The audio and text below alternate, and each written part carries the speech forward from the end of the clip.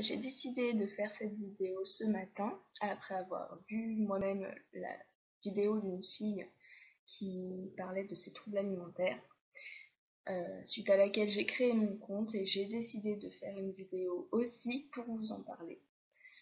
J'espère que la vidéo aura le même succès que la sienne et qu'elle pourra être visionnée par de nombreuses personnes et qu'elle pourra aider ces personnes-là.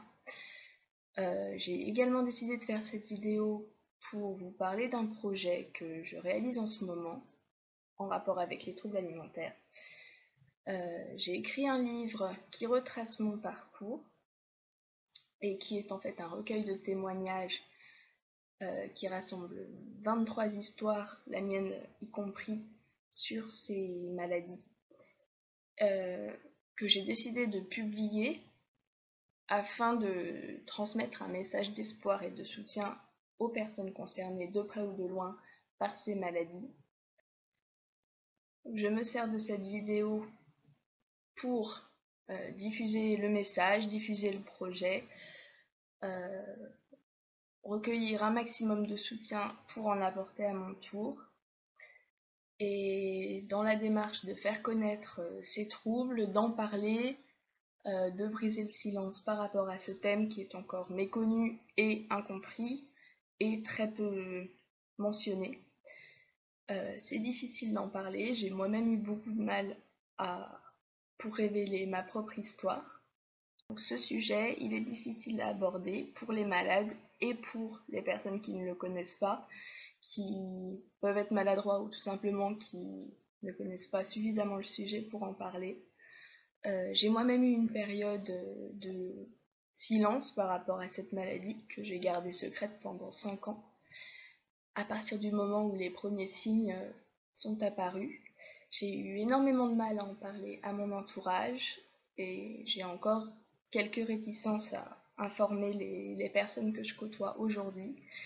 Mais après avoir visionné cette vidéo ce matin, j'ai décidé de prendre mon courage à deux mains pour diffuser le message, d'utiliser les réseaux sociaux au maximum pour que le projet ait une portée plus large. Quelques mots à propos de mon projet d'écriture. J'ai eu cette idée lors de ma dernière hospitalisation, ma dernière thérapie, en octobre 2013, après avoir commencé à écrire plusieurs textes sur mon parcours, sur le sujet des troubles alimentaires. À l'époque, j'étais également plongée dans la dépression et je commençais à m'en sortir grâce à cette thérapie. J'ai alors décidé de fonder ce projet, de contacter les témoins, rassembler mes textes, en faire une unité cohérente et un projet qui puisse être publié. J'ai eu la chance il y a quelques semaines d'être contactée par un éditeur qui a accepté le projet, qui a accepté de le publier.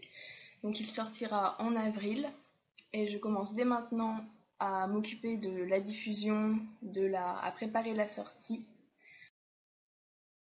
pour faire parler du projet, pour rassembler un maximum de personnes autour de cette idée, vraiment dans le but d'en parler, de briser ces tabous, de